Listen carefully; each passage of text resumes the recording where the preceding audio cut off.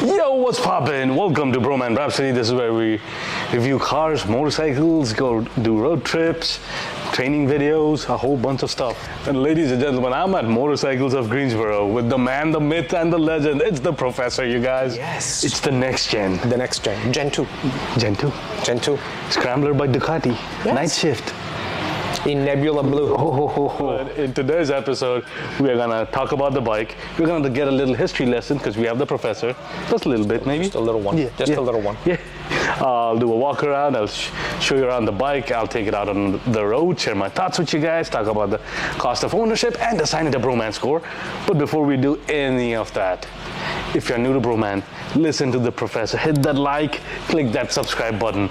We put out content every week, and your support would mean a lot. It's me, it's your boy Bro, and I am your Bhroman.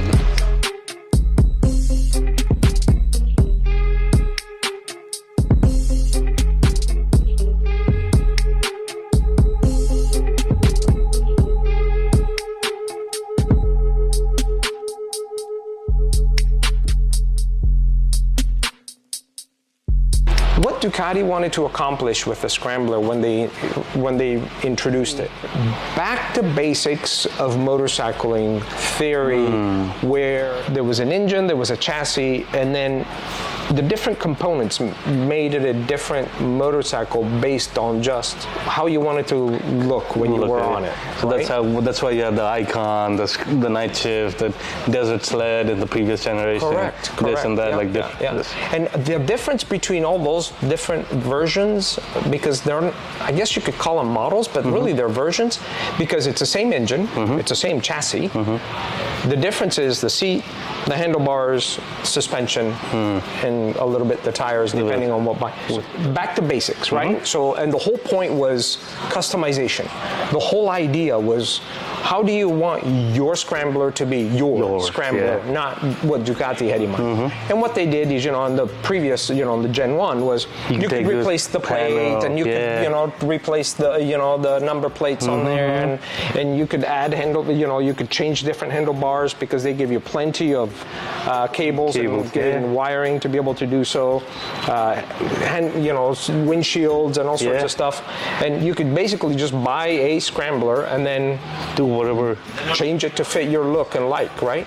And now you no longer replace the plate on the side of the tank, rather you replace the plastic to change to the color that you prefer. How easy / difficult is it to change these things? 4 bolts.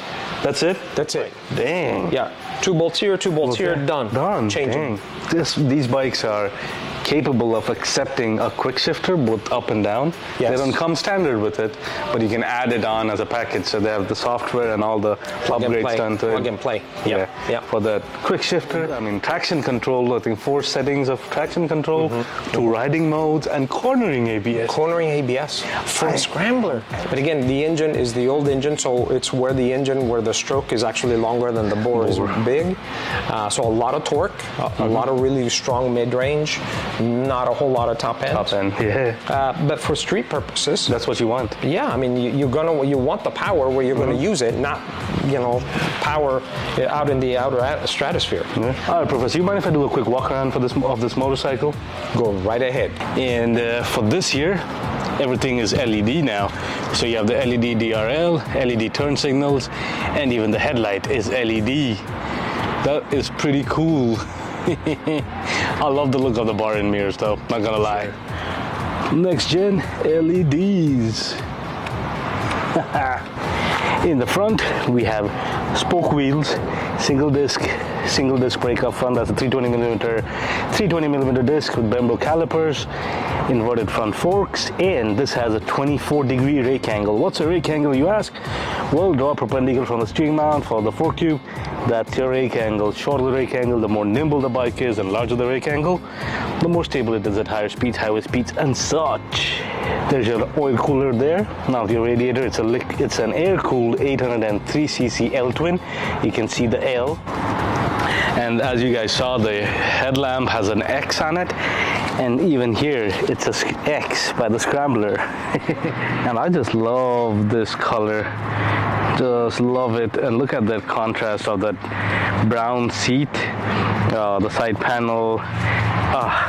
This gorgeous, those lines are beautiful. And looking closer at the seat, it's a bench seat in this beautiful brown color, and it's really well padded as well. Fuel tank, I think that's a 3.5 gallon fuel tank, and in the previous generation of Scramblers, you could change out these parts over here. But in this generation, you can change out the part in the middle like this over here, so you can put different colors. You have the license plate mount down here, down below, and you have the turn signals and the tail light. All LEDs again. Moving to the other side, spoke wheels in the rear as well, single discs, and it's a chain drive. And you have your regular shifter here, and as you can see, it's got all the wiring and stuff done, so it can take a quick shifter. So if you want, you can add it as an option. All right, let's talk about handlebars and mirrors. These have the solid bar end roundy mirrors. I like it, man. It just looks really cool and kind of retro. The clutch lever here is adjustable, so you can adjust the clutch lever too. Cool. You get new grips that say Ducati. As for your handlebar controls on your left, you have your passing lights, high beam, low beam, high beam, low beam, then the up and down to go through the menu options. Then the button below there, that's your turn signal and your selector.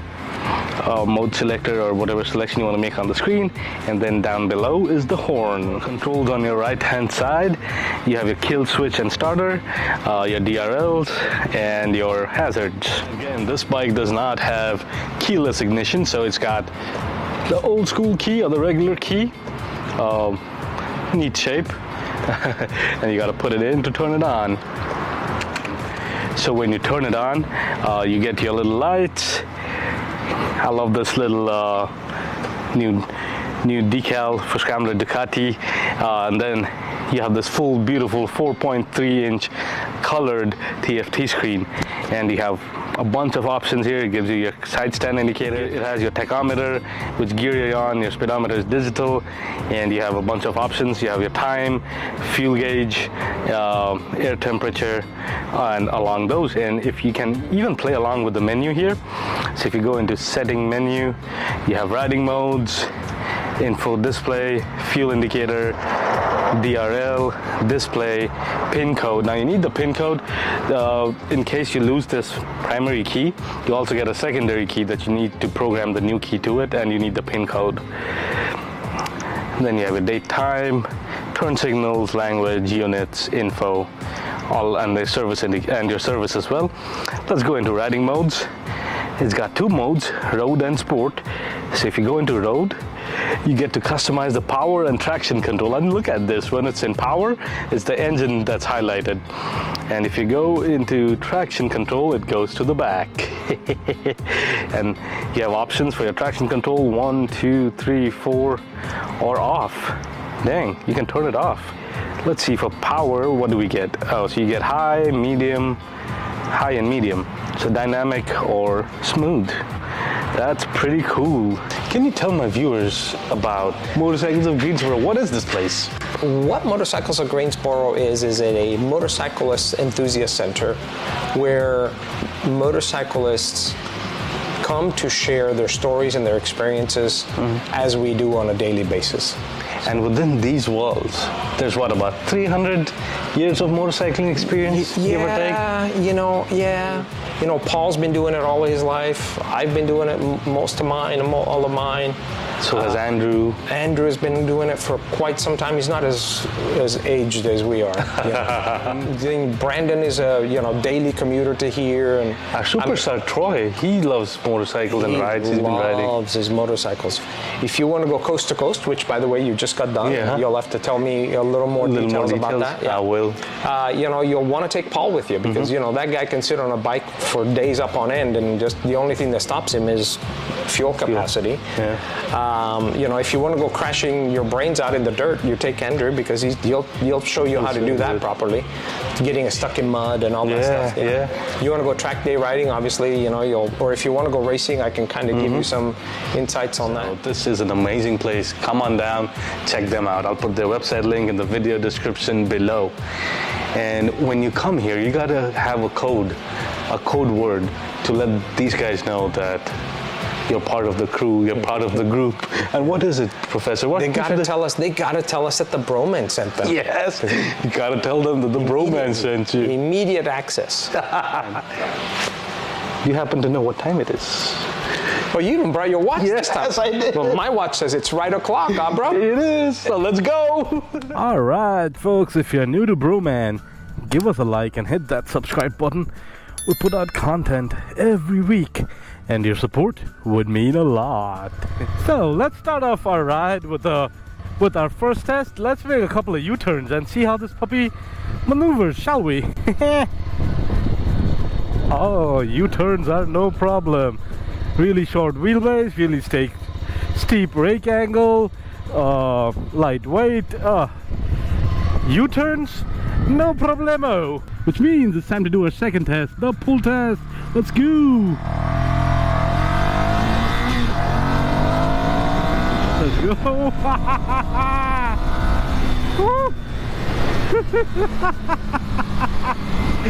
Oh, wow. You might think with a little 800cc engine, the 74 horses, yeah, it's not gonna do much, but no, it does. It does.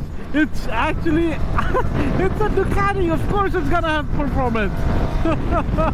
So let's talk about the first impressions of this motorcycle. Well, I am sitting on a bike that's quite narrow. That's quite narrow. I'm sitting up quite upright. I don't have to reach out for the handlebars at all, and my legs are not bent weirdly. I'm sitting quite comfortably, to be honest.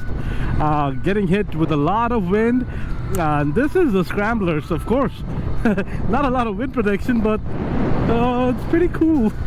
On days like today where it's what, 96, 97, oh, this is awesome. All right, stop sign, so let's check out front brakes only. No problemo with just a single disc. I am 5'10", 31-inch inseam, and I can flat-foot it very easily, very easily. We started off in road mode, and it's pretty chill in road mode. It's that classic Ducati twin. It kind of pops a little bit. This is the stock exhaust. It wouldn't be a Ducati without amazing balance, and yeah, it's got amazing balance, man. No complaints there. It's not overly powerful, but it's not underpowered either. So, and that sound of that engine, I can see why you'd like a quick shifter. It'll make life a lot easier. Now for city riding or urban riding, this is perfect. Not a whole lot of power, but it's not like the 30-40 horsepower motorcycle, so you can still pass people, no problem. It's a Ducati, of course it can pass people. As for these mirrors, man, I love these big roundy mirrors. You can see a lot out of them, for sure. Like, what do I like? I like the character of this motorcycle, the character of the engine, the sound it makes, and it's a small, light, narrow bike. So although I'm not going very fast, but it just feels like it's so much fun. You can tuck in a little bit and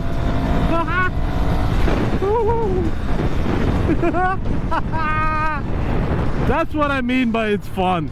I mean, it's narrow, it's fun. I mean, it's light, it's narrow, it's small, it's got good enough power to put a stupid grin on your face, and the balance, man, no hands, and perfect. Wind protection, there is none, so I'm getting hit by a lot of wind. Oh look, trees, fallen trees. So I'm getting hit by a lot of wind, and like I said, it's a nice warm day today, 90 something. It's perfect. It feels perfect for days like today. And when you're riding through these like shaded areas, oh, it's so cool. No frills, nothing fancy, no bells, no whistles, none of that. I mean, by that I mean no windshield, no luggage rack, no storage space, no saddlebags, none of that. And it's just the basic, and it's so much fun. I can see why there's such a huge market for scramblers. Yeah, they can be customized to however you want them to look. It's your bike. You might want it want it to be looking this way or that way, and you can do that with these bikes. What did the professor say? It's very undemanding. It's a very undemanding experience of riding this bike. You're not doing crazy speeds, you're not going crazy fast, but you know, you're sitting very comfortably, and it's the basics of motorcycling. It's really, really, really cool. So, would this be a good bike for commuting? Yes, of course it will be. It'll be great for commuting as long as you can carry a backpack, or you get a tang bag, or like a couple of saddlebags, or the little saddlebag. You should get good gas mileage, and you know, riding through traffic and highways and stuff. I'm not too sure about the highways, but if you're just on the back roads, byways, whatever, you should be just fine. Highways might get a little tricky just because of the wind buffeting from the larger vehicles passing you by, but I don't know, might be fine. What about touring? Is this a good bike for touring? Maybe not for long distance touring, but if you wanted to go a couple of 100 miles here or there, yeah, you should be fine. I quite like the seat. Pretty comfy, and there's no wind protection, so to say, so you might want to put a little windshield, get a little aftermarket windshield or some sort to help with the wind. And then there's no storage space, so backpack or, you know, tang bags or some additional method of storage, and you should be good for a couple of 100 miles. Yeah, I don't see why not. And that too, not highway miles. I wouldn't want to ride this bike on a highway for like a long time if I could help it. That's just me. Is this a good bike for beginners? Well, yes. This is gonna be a great bike for beginners. Not a whole lot of power, but good amount and decent amount of power, so don't let that scare you away.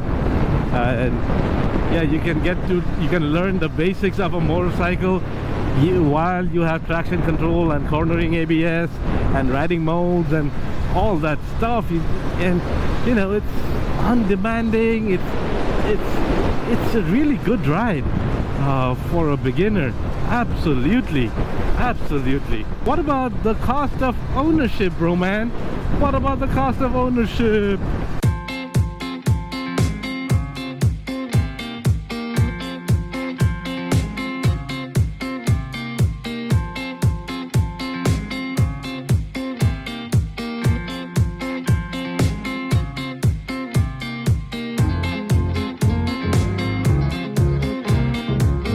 So, in conclusion, the Next-Gen Scrambler by Ducati Nightshift is a really cool bike, man. I really love how this bike looks. I love the sound and characteristic of the engine. I love the power that this bike produces, which is not a whole lot, but it's not little either. In my opinion, this is like in the perfect spot between just a beginner bike versus just a fun bike, you know? Like a beginner bike, you would technically ideally think that the horsepower is somewhere in the 30 to 40 horsepower range, and where the fun bike would be like, let's say, closer to 100. So this has 74. This is like right in the middle. So this is beginner friendly and this is experienced rider friendly. Like, this is fun no matter what. The thing that I really like about the Scrambler is it's not quite as hooligan as the Hypermotard. It's not quite as sports bike oriented as the Panigales and the Super Sport and all of that lineup. It's not. It's way more relaxed than even a Monster. The seating position and the ergonomics are even more relaxed than a Monster. You're sitting comfortably. It looks really good. This is like the sweet spot. Man, I gotta keep riding this bike. So, is this the bike for you? Well, head on down to your closest Ducati dealer and take one out for a spin and check it out. Well, thanks for watching, you guys. Keep your knees in the breeze, and I'll see you soon. Bro out.